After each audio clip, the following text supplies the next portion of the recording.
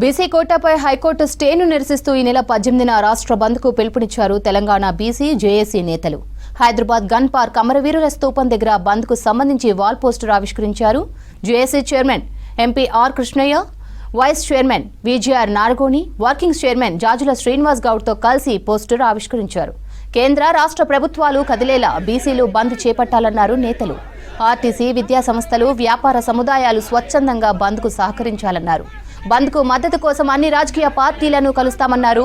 తెలంగాణ ఉద్యమం తరహాలో బీసీ ఉద్యమం చేపడతామని స్పష్టం చేశారు నేతలు. రోజు ఎవరు కూడా షాపులు తెరవద్దు, స్కూళ్లు నడపద్దు, కాలేజీలు బంద్ జరపాలి. ఇప్పటికే యూనియన్లు అన్ని కూడా ఆదేశాలు ఇచ్చినాయి. ఆర్టీసీ బస్సులు మొత్తం బంద్ జరపాలని చెప్పి నేను విజ్ఞప్తి చేస్తున్నా. 42% రిజర్వేషన్లు ఇవ్వడానికి ఒప్పుకున్నారు. అది రాజ్యాంగబద్ధంగా ఉంది, రాజ్యాంగబద్ధమైన డిమాండ్. ఈ డిమాండ్ను ప్రభుత్వం అంగీకరించి జీవో నెంబర్ 9 విడుదల చేసింది. అయినప్పటికీ కూడా కొందరు అగ్రకుల సోదరులు బీసీ రిజర్వేషన్లను వ్యతిరేకిస్తూ కోర్టుకు పోయి, సుప్రీంకోర్టుకు పోయినారు గోపాల్ రెడ్డి, ఇక్కడ మాధవరెడ్డి హైకోర్టుకు పోయాడు. మొదటి 2 రోజులు అడిగారు మాకు స్టే ఇవ్వాలి, ఎన్నికలు జరపొద్దని. హైకోర్టు 2-3 రోజులు రిజెక్ట్ చేశారు, సుప్రీంకోర్టు కూడా రిజెక్ట్ చేశారు. అయినప్పటికీ 4వ రోజు అకస్మాత్తుగా సాయంత్రం పూట స్టే ఇచ్చారు. ఆ నోటిఫికేషన్ ఇచ్చినాక, ఎన్నికల నోటిఫికేషన్ ఇచ్చినాక స్టే ఇవ్వడం అనేది చాలా దుర్మార్గము. అది సుప్రీంకోర్టు తీర్పుకు వ్యతిరేకం. అది గతంలో ఎక్కడ కూడా జరగలేదు, ఇక్కడ జరిగింది. బీసీలకు రిజర్వేషన్లు ఇచ్చిన కేసులను ఇట్లా చేస్తారా? బీసీలు అంటే ఇంత చులకనా? బీసీల నోటికాడ అన్నబుద్ధను మీరు లాగి గుంజుకుంటారా?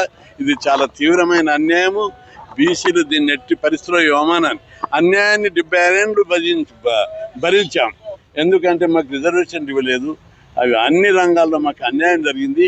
భరించుకొచ్చి మిమ్మల్ని ముఖ్యమంత్రులను చేసినాం, మంత్రులను చేసినాం, ఎంపీలను చేసినాం, ఎమ్మెల్యేలను చేసినాం. ఓటు చేసి మీ బట్టలు, మీ కాలు చూసి మురిసిపోయారు మా బీసీలు. ఈరోజు లేక మేము పోరాడి 42% రిజర్వేషన్లు పెట్టుకుంటే మీకేమిటిది కడపమంట అని చెప్పి నేను ప్రశ్నిస్తున్నా. పెంచిన రిజర్వేషన్లను తగ్గించడానికి, అదేవిధంగా బీసీ రిజర్వేషన్లను గండికొట్టి బీసీలకు అన్యాయం చేయాలనేటువంటి ఉద్దేశంతో కోర్టులను వేదికలుగా చేసుకొని ఇలా బీసీల యొక్క నోట్లో మట్టి కొట్టడానికి, బీసీ రిజర్వేషన్ల మీద అక్కసు వెళ్ళగక్కుతూ వాళ్ళు రిజర్వేషన్లు అడ్డుకోవడానికి ప్రయత్నిస్తారు.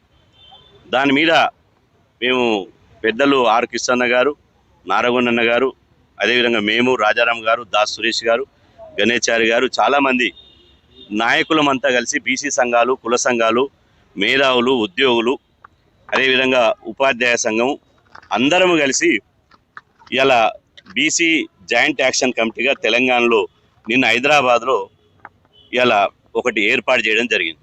ఈ బీసీ జేఏసీ ద్వారా ఈ నెల 18వ తేదీన తెలంగాణ రాష్ట్ర వ్యాప్తంగా పెద్ద ఎత్తున బంద్ నిర్వహించాలని చెప్పి నిర్ణయించడం జరిగింది.